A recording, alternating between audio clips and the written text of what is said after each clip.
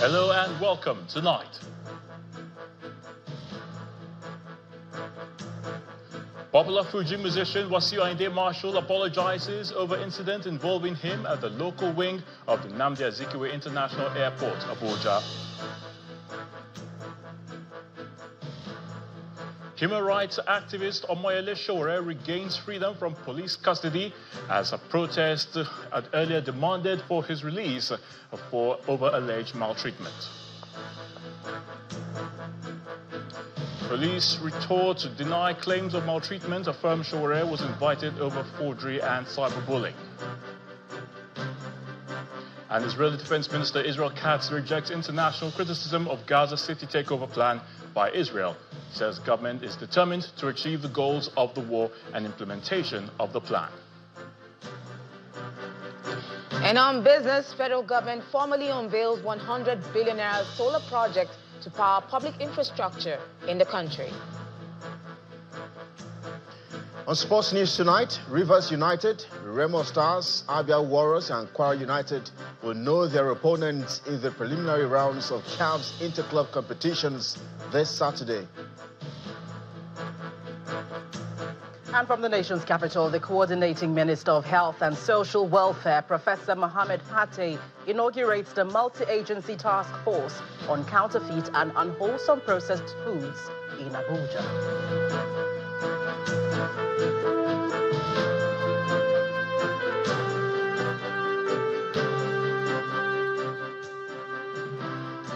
A Fuji musician, Wasiu Ayinde Marshall, popularly known as Kwam1, has apologized over the incident involving him at the local wing of the Nnamdi Azikiwe International Airport, Abuja, on August the 5th this year.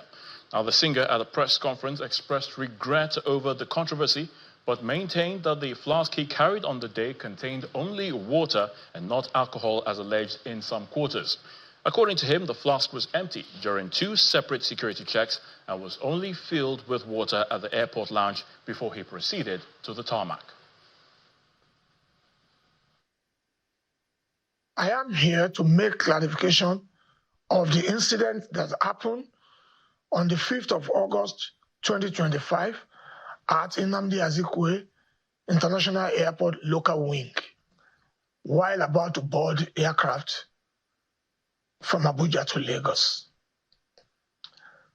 The incident is highly regrettable because I have contributed the better part of my life in the past 50 years to the growth and development of Nigeria, my country, art and culture, both in and out of the country. I've been a good ambassador of this great nation, in and out, in very many ways. Somebody like me should not be found in such incidents. I accept responsibility and appealing to Mr. President, the country, the Honorable Minister for Aviation, the FAAN, the NCAA, and my fans across the globe to please pardon my behavior. Number one, I passed through 2 checkposts and the content of my cup was screened. Need to say I have any content in the cup. Until I got to the lounge while awaiting the boarding of the aircraft, I pour water in it because of my health situation. I need to be sipping water because I'm dehydrated, as recommended by doctor to me. Like I said, I take full responsibility of all incidents. Once again, I seek forgiveness from Mr. President, the Commander-in-Chief of the Federal Republic of Nigeria, who is also my father and father of the nation, the Honorable Minister for Aviation, the pilot, the airline staff, passengers, and above all, my fans across the globe, my family, for the incident.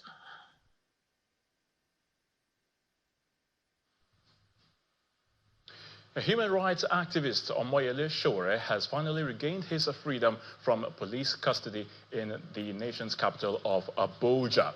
Now, of course, Mr. Omoyele Sowore had been in custody at the force unit, that's the intelligence response unit of the force in Abuja, where he was detained by the Nigeria police.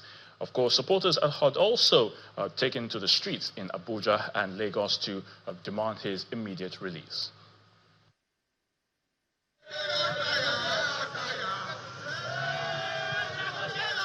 In Lagos, a handful of protesters gathered at the Lagos Police Command in Ikeja, singing, chanting, and expressing their thoughts over the detention of social activist Mr. Omoyele Sowore.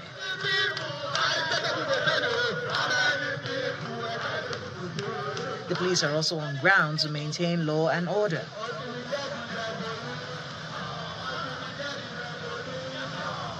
Defying the early morning showers in Abuja, supporters of Mr. Sowore occupy a section of the force headquarters, demanding his release. The overzealous police officers, they always have their way because they feel their uniform. The Commissioner of Police in charge of Special Intervention Squad, Mr. Abayomi Shogunle, steps out to address the protesters who presented their complaints. Omoyele Sowore requested for the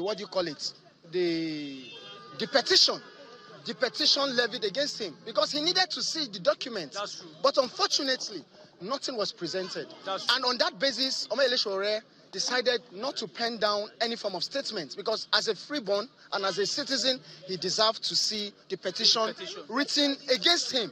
Just as you said, the two petitions against Omoyele Sowore were shown to him in the presence of those two lawyers I mentioned, right in my presence. One bordered on forgery of police documents. Then the second petition has to do with cyberbullying regarding false allegation. Counsel to the detained activist faults the claim by the police. Are you aware it is the right of Sowore to remain silent and to refuse to write any statement before the police? Are you aware of that? Well, are you keeping him because he has refused to write his statement? Omoyele Sowore is in safe hands, and if you want to see him, 2 or 3 of your representatives can go with me, not this crowd. The supporters are then led to the intelligence response unit to observe the state of health of Mr. Sowore. The police and Sowore trade words on the claim of maltreatment. What should have been done is what they don't know what to do, which is to swallow their pride, release me from detention, apologize to me, and ensure that I can go for proper treatment. But they want to hide it. Since I came here yesterday, they broke my hand. They have not been able to bring a doctor. They would have brought a nurse. Instead of them bringing a doctor, they want to have brought the media now. As the supporters of Sowore take to the streets in different parts of the country, including Lagos, Abuja, Osun, and Oyo states, calling for his release, lawyers to the detained activist insist on his unconditional release. We're in the nation's commercial capital now of Lagos, where detectives of the State Criminal Investigation Department, SCID, in Fanti, have been asked to maintain high standards of discipline, professionalism, and respect for human rights in the line of duty.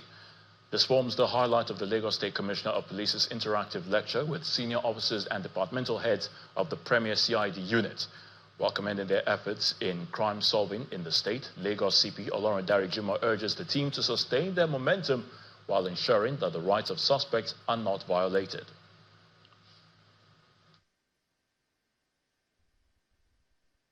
The IG has channeled out discipline as a bedrock for all of us. So, and it is in line with this that I'm encouraging you to be more disciplined. And discipline is in different ramifications. If I want to be disciplined, I should be disciplined myself.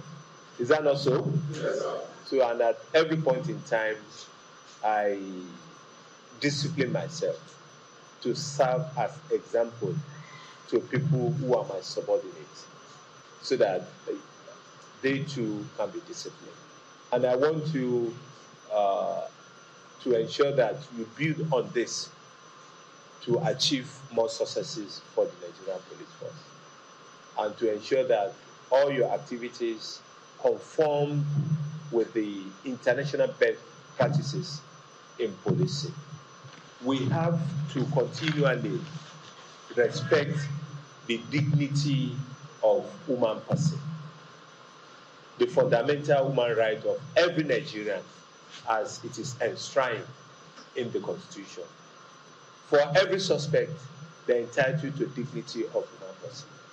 And that brought to light what we call care and custody of suspects in detention. Nobody is guilty at the level of the police. We look at culpability. It is at the level of prosecution. And after the old judicial processes is exhausted, that the court can pronounce somebody guilty or innocent.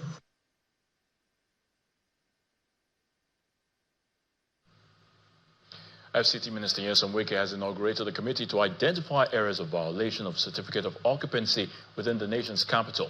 Speaking during the inauguration ceremony at the FCTA headquarters in Abuja, Mr. Wike lamented that there is no distinction between commercial and residential areas anymore, which he believes contravenes the master plan.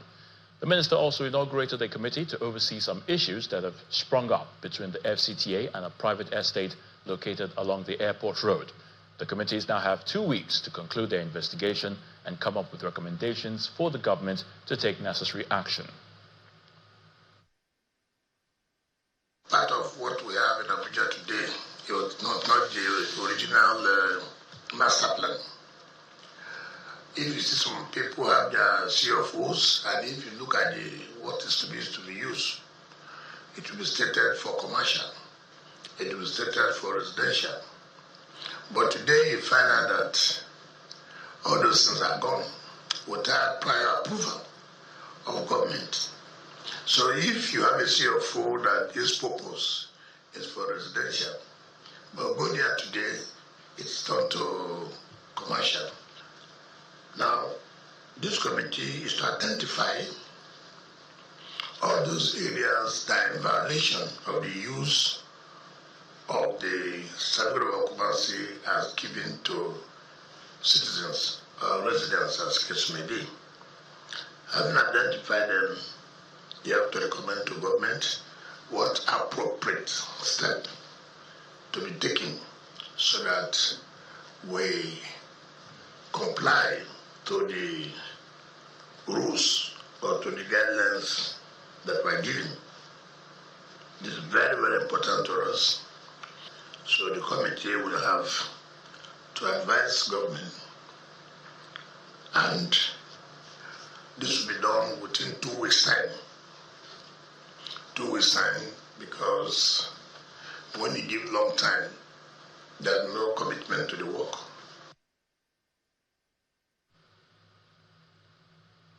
In part 2 after the break, the 43rd Olubadan of Ibadan land laid to rest in Ibadan. Please stay with us.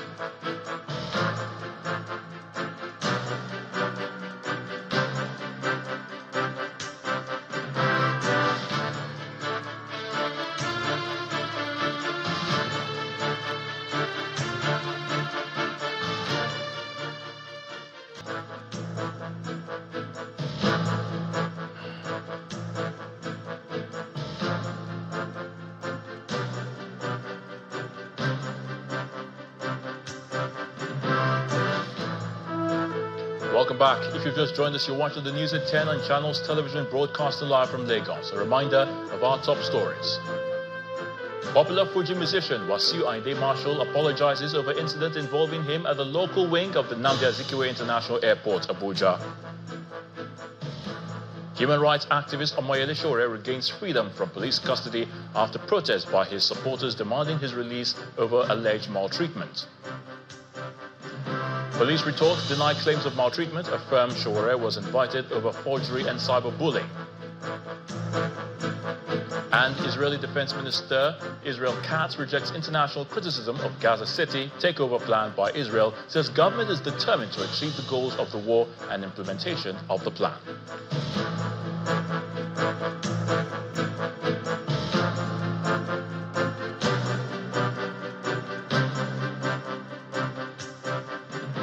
Minister of Information and National Orientation, Mr. Mohammed Idris, says the federal government will continue to partner with the United States Embassy to provide timely and accurate information to Nigerians on visa matters, particularly the importance of compliance.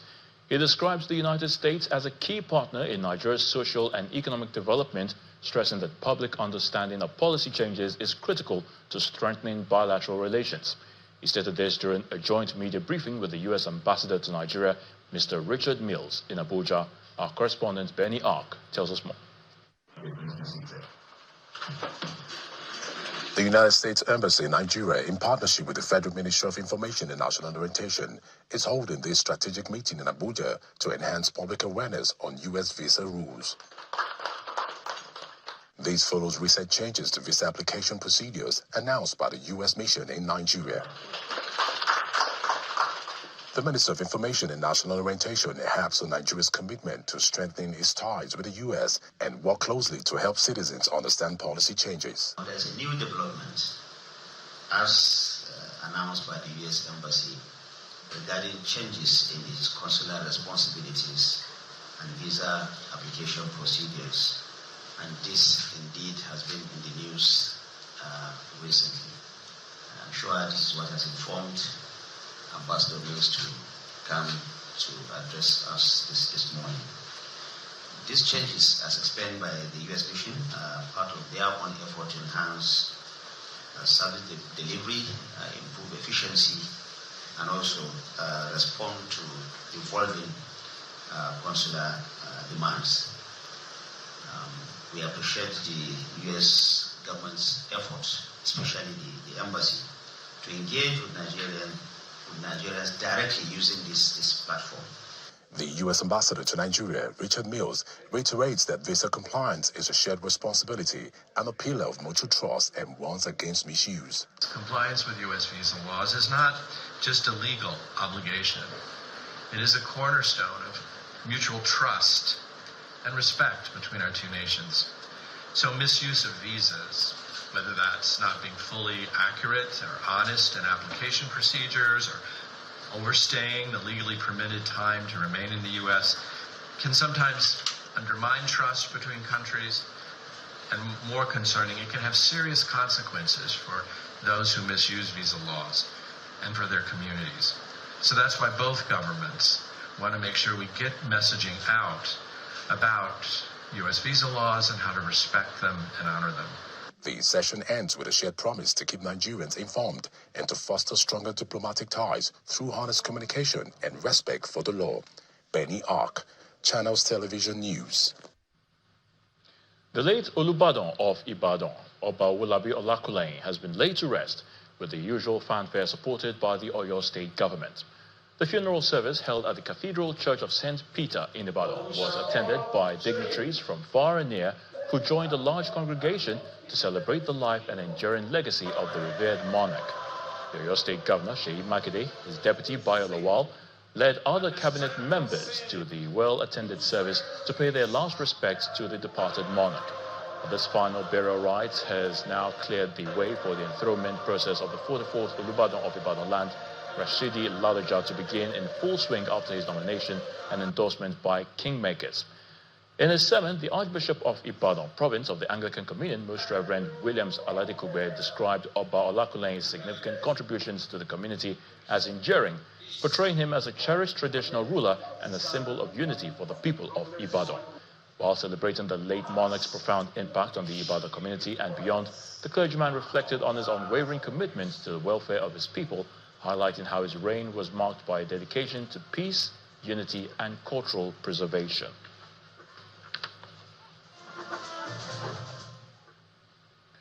Arco Marine and Oilfield Services Limited, a subsidiary of Arco Group plc, is proud to announce the launch of its newly commissioned vessel, the latest addition to its expanding marine fleet.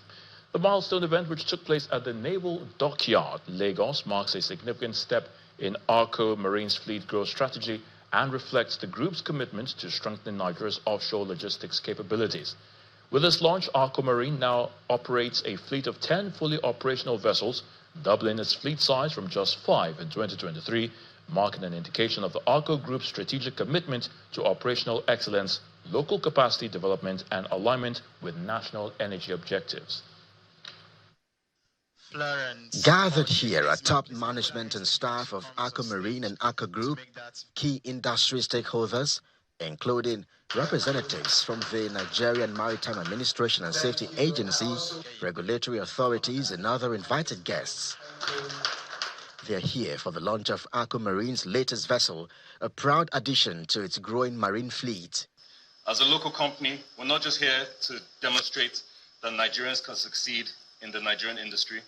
We want to show that Nigerians can be local players with a global footprint. We want to diversify our product offerings. It's not just going to be oil and gas.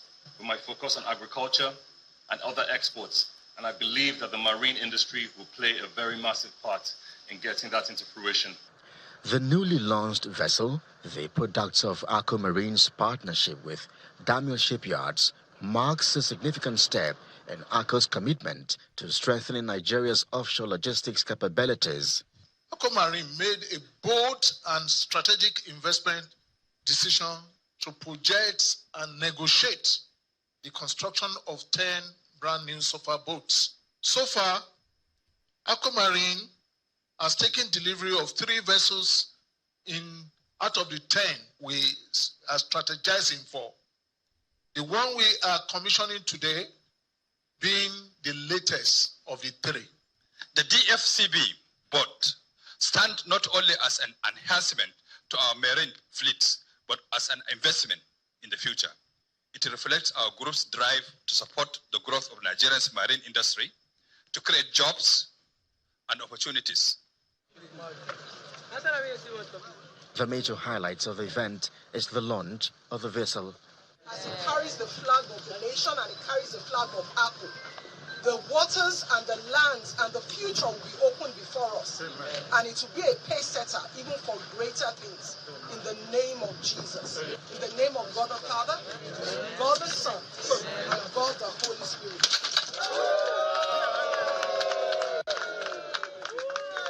Of the captain, the chief engineer, to the last crew on board, they are Nigerians. With this addition, we have 8 vessels at the moment. By the grace of God, we'll be bringing more. We want to take over the system. Arco Marine want to be the core point whenever you need this type of vessel. Arco Marine and Oilfield Services Limited, a subsidiary of Arco Group PLC, is a leading provider of marine logistics and offshore support services to Nigeria's oil and gas industry. With a focus on safety, compliance, and operational efficiency, the company is more poised to serve its international and domestic clients across West Africa.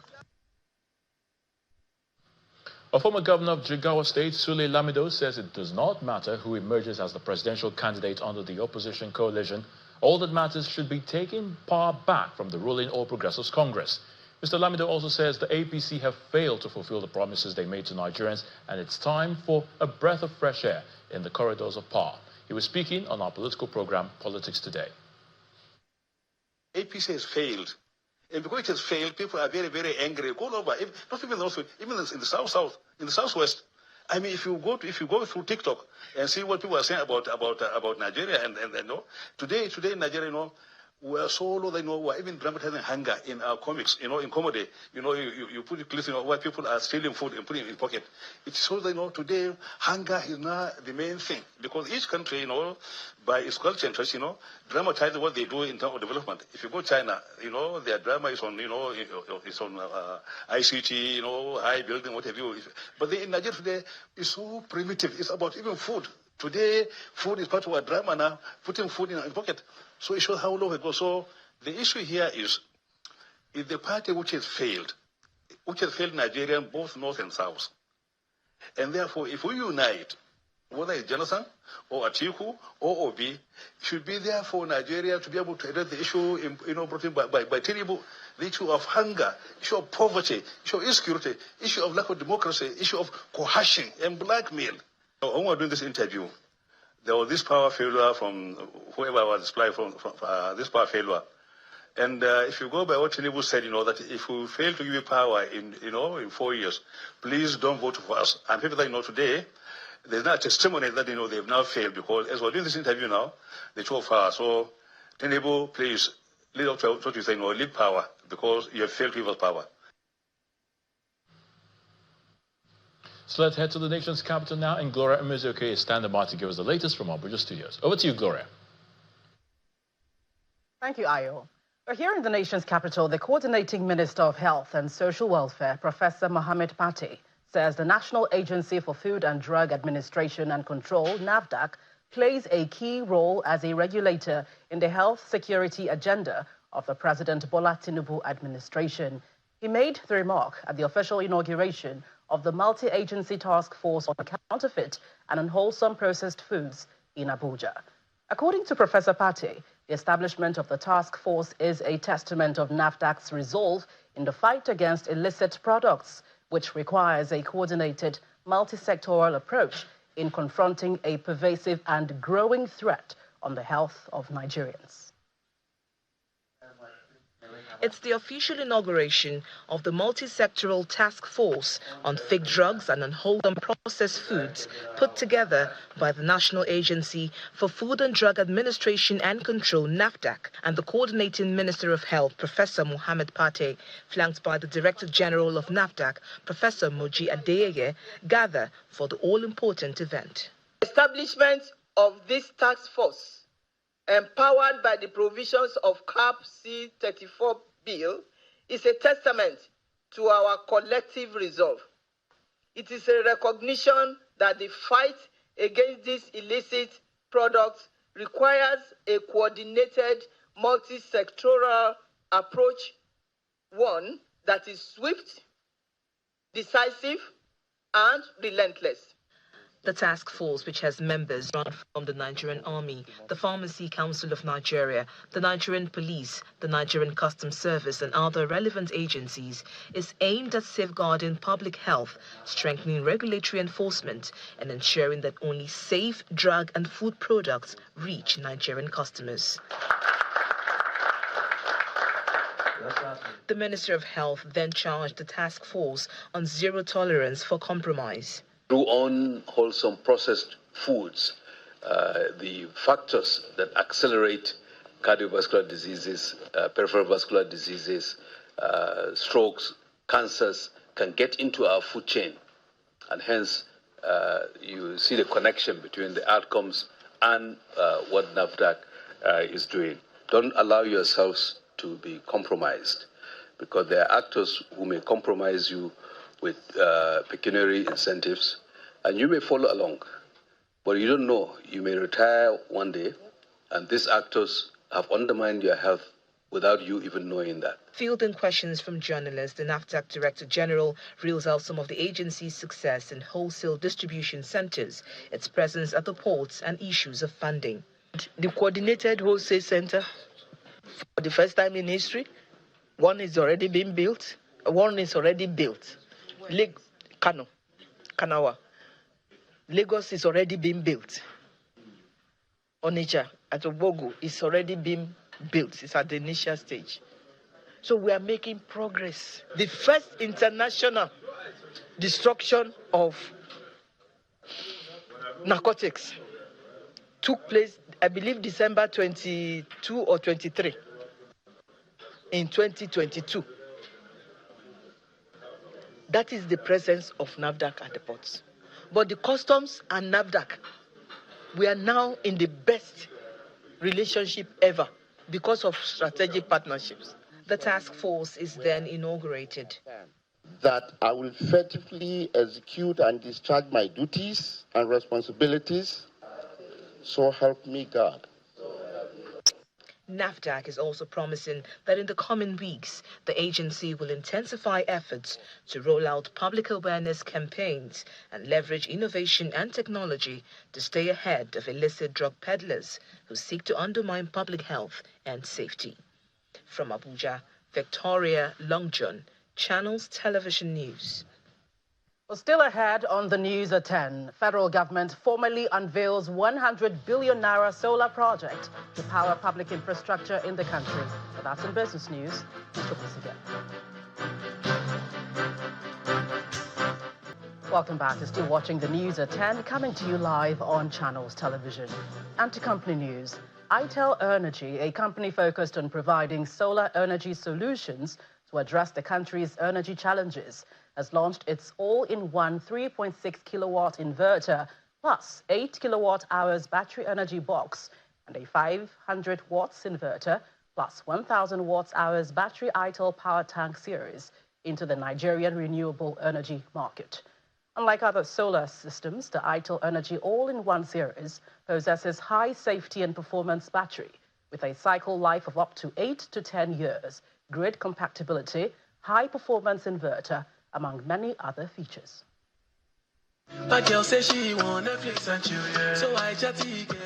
On a mission to bridge the power gap in the country with its Light Up Nigeria campaign, ITEL Energy has launched its renewable energy all-in-one solar storage and inverter series that comes in the 3.6 kilowatts inverter plus 8 kilowatt hours battery energy box and 500 watts inverter plus 1,000 watts hours battery ITEL power tank and replacement warranty of up to 2 years. Director of ITEL Energy West Africa speaks more about what prospective customers stand to benefit from the newly launched products into the Nigerian market. All the system is all-in-one system, so we don't need too much installation. So it will give you peace of mind, and also it will help customer to save some costs, make it competitive. After the opening address, the products are then unveiled. Energy box! Ladies and gentlemen! After which distributors shared their experiences about the newly launched product. We amaze you that this system delivers efficiency and excellence beyond our imagination. The distributors also have a one-on-one products experience session. Representatives of ITEL Energy also weigh in on how the products will fill the power gap in the nation's electricity sector, as well as how affordable they are. We're giving you premium brand for affordable price. You understand? So because we're doing a program, Light Up Nigeria, so each family, everyone in Nigeria is supposed to have access to power. So that's why we're bringing the big all-in-one and the small all-in-one. So no matter your budget, you go for your category.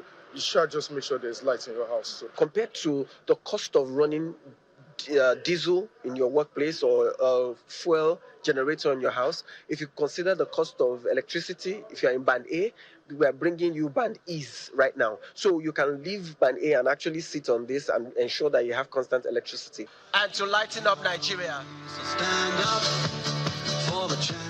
With over 460 contact service centers located in Nigeria, ITEL Energy is your one-stop residential energy storage solution, and customers can now explore their smart energy solutions. The Nigerian Air Force under Operation Hadinkai says it successfully foiled a terrorist attack on troops in Ran, Borno State, through coordinated intelligence, surveillance, reconnaissance, and air interdiction missions. A statement signed by the Director of Public Relations and Information of the Force, Air Commodore Ehimen Ejodame, says the operation was carried out in the early hours of August 8, following credible intelligence. The statement explains that the air component established contact with ground forces, identified clusters of fleeing insurgents, and engaged with them with precision ammunitions, neutralizing several.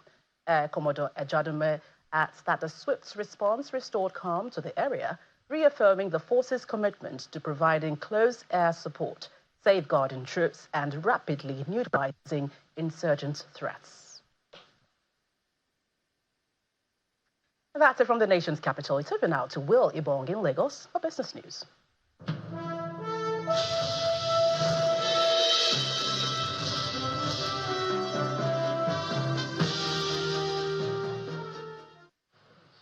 Thank you, Gloria. I'm still staying on solar energy there. The federal government has formally launched a 100 billion naira solar program to power schools, hospitals, security posts, and public offices, cutting diesel use and promoting clean energy. The National Public Sector Solarization Initiative, NPSSI, unveiled in a statement after its official launch on Thursday, is a joint effort by the Rural Electrification Agency, REA, the Budget Office, Infracore, and the Ministry of Finance Incorporated, MOFI.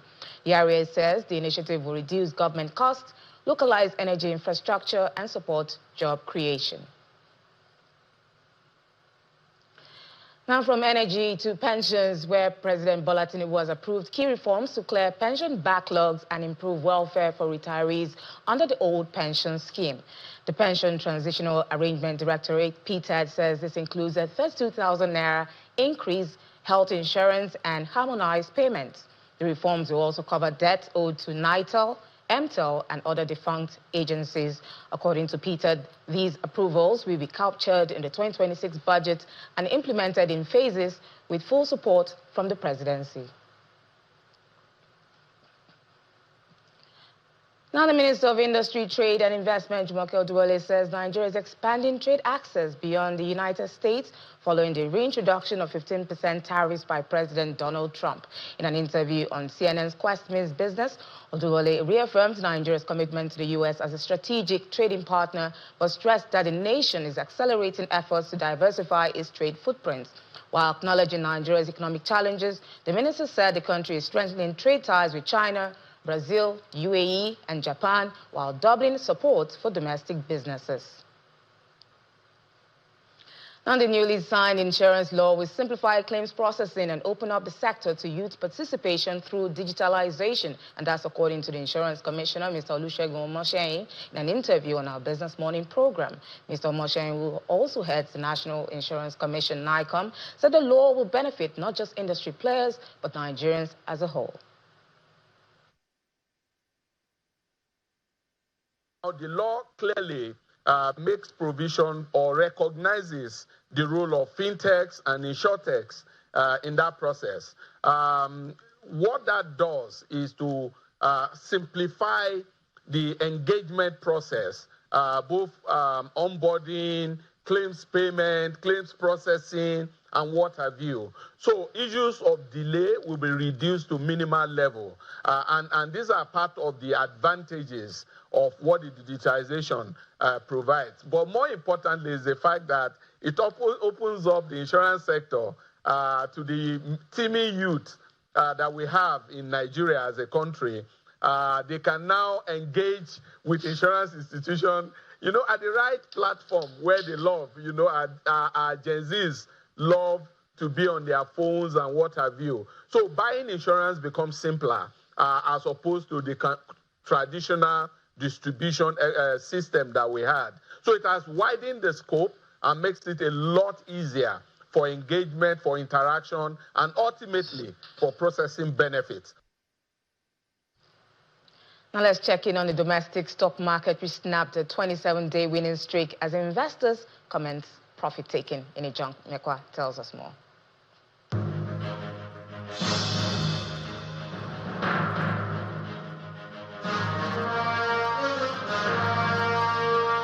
Good evening, everyone. Welcome to the Stock Market Report. For the first time in about a month, almost 30 days, the NGX records a negative close. 516 billion naira is what the market cap lost today because of profit-taking. I guess this should be expected. Investors invest and wait to get the profit. That's what's happening now. So we see the market is down 0.56%, and we're holding on to that 145,000 level. And it's because of the sector. So while banking has recovered, as well as oil and gas, we see banking, First Holdco, UBA, GTCO, they are still sustaining that green color. Consumer goods is slightly down. Dangote Sugar has brought that Oil and gas has been in the red for a bit, but it's recovered today, so it's in the green, 0.38%. Now, the major driver of this drop that we see in the NGX today is MTN Nigeria. MTN Nigeria today opened at 480 naira but closed at 460 naira. Investors of MTN Nigeria have made a lot of money, so I'm sure they don't really mind about this little drop. But we'll go into the weekend, this weekend, with a bear wearing the crown of victory.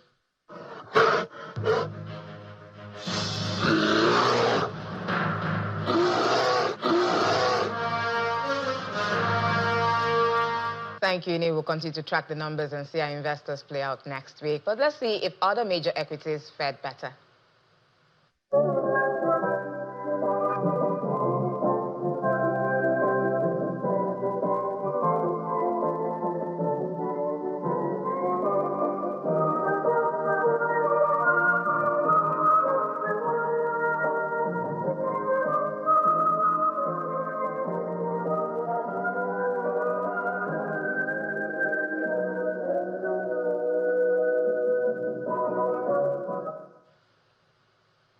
And that's business news. It's back to Ayotune for more on the news at 10.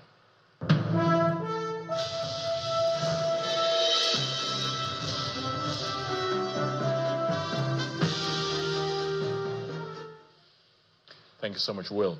Israel has strongly rejected criticism from world leaders after its security cabinet approved a plan to take control of Gaza City. Defense Minister Israel Katz says condemnation and sanctions threats will not weaken their resolve to implement the takeover plan. Here's Simon Pusey with more international news in Around the World in 5 from our London studio. Good evening and welcome to the Channel studios here in London with your international news around the world in 5. Will Israel take control of all of Gaza? We intend to, in order to assure our security, remove Hamas there, enable the population to be free of Gaza, and to pass it to civilian governance. That is not Hamas and not anyone advocating the destruction of Israel. Israel's security cabinet has approved Prime Minister Benjamin Netanyahu's plan to take control of Gaza City. Before the late-night meeting, Netanyahu said he intended to take over all of Gaza to remove Hamas and ensure our security. Taking control of Gaza City is likely to be the first phase of a full takeover of the territory. Several international leaders have criticised the plan, including the UK Prime Minister Sir Keir Starmer, who says it is wrong, while Germany says it's halting the export of military equipment to Israel, which could be used in Gaza. Erin Treaty Patterson, 84 Gibson Street, Lane, Gaffer. An Australian court has heard how the convicted triple murderer Erin Patterson allegedly tried to repeatedly poison her husband, including with cookies she claims their daughter had baked him. The Australian woman was last month found guilty of murdering 3 relatives and attempting to kill another with a toxic mushroom-laced beef Wellington. The 50-year-old was originally charged with 3 counts of attempted murder against her estranged husband, Simon Patterson, but these charges were dropped without explanation. The details of the allegations, which Patterson denied, were suppressed to protect the court proceedings, but can now be made public for the first time. 6 people have been killed after a light aircraft belonging to a medical charity crashed in Kenya's capital, Nairobi. Charity Amref Flying Doctors said the Cessna plane took off from Wilson Airport on Thursday afternoon and was en route to Somalia when it crashed and burst into flames at a residential building in Nairobi. Kiambu County Commissioner said 4 people on the plane were killed, including doctors, nurses and the pilot, as well as another 2 people on the ground, while 2 others were seriously injured. Investigators have been dispatched to the scene of the crash to establish its cause. So we have lost 4 people, including the pilot. As you can see, the wreckages, it was all fatal. The house that it landed on also had some injuries, serious injuries, and 2 people again also died. The US has doubled a reward for information leading to the arrest of Venezuelan President Nicolas Maduro to $50 million, accusing him of being one of the largest narco-traffickers in the world. US President Donald Trump is a longtime critic of Maduro, who returned to office in January following an election marred by vote-rigging allegations. The results were widely rejected by the international community. Attorney General Pam Bondi said Maduro was directly linked to drug smuggling operations. Maduro uses foreign terrorist organizations like TDA, Sinaloa, and Cartel of the Suns to bring deadly drugs and violence into our country. The Zambian government has dismissed claims of dangerous pollution in the Copperbelt mining region following safety concerns raised by the U.S. Embassy. The embassy issued a health alert ordering the immediate withdrawal of its personnel due to concerns of widespread contamination of water and soil linked to a February spill at the Sino-Metals mine. The spill happened when a tailings dam used to store toxic waste and heavy metals collapsed into the Kafue River, a key drinking water source. Polish police have released footage of a dramatic road accident that happened near Krakow. The CCTV shows a van getting stuck on a level crossing as a train approaches.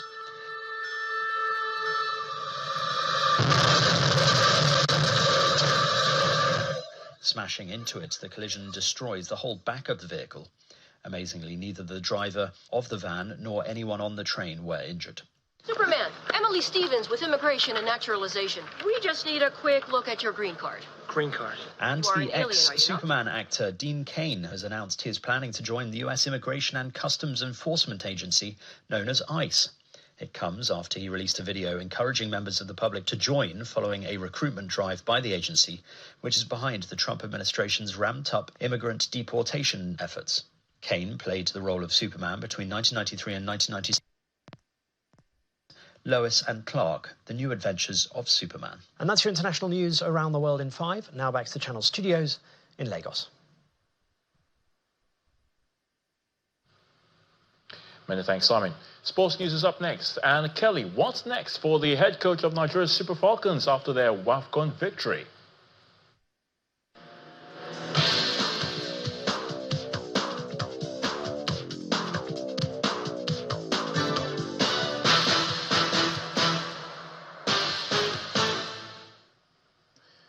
Well, Ayo, the Super Falcons head coach, Justin Madugu, says he's shifting his attention away from the October qualifiers for the 2026 Women's Africa Cup of Nations against Benin Republic. Well, the victory, the 10th mission accomplished victory is over, and it's told Channel TV in Lagos that being the title holders will not count in the qualifying series if the 10-time African champions underrate their opponents.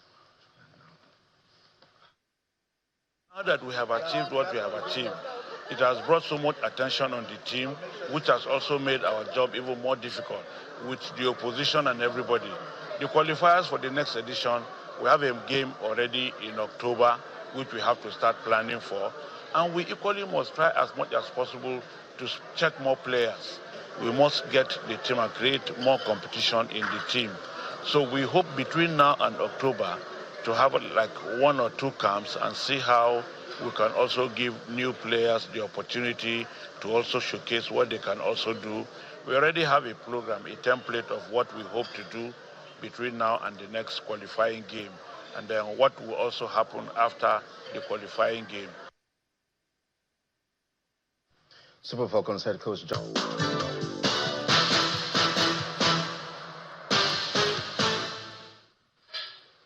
And the main news again.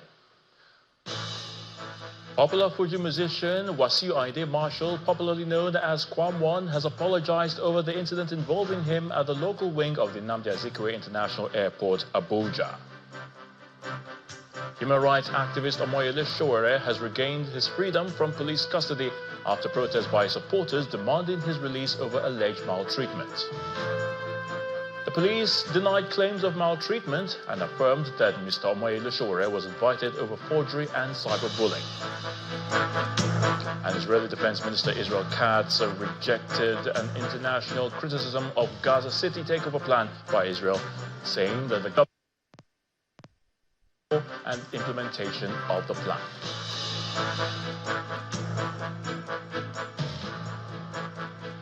And that's the news at 10 tonight. Thank you so much for watching. I'm Ayo Tunde Balogun. You have a good night.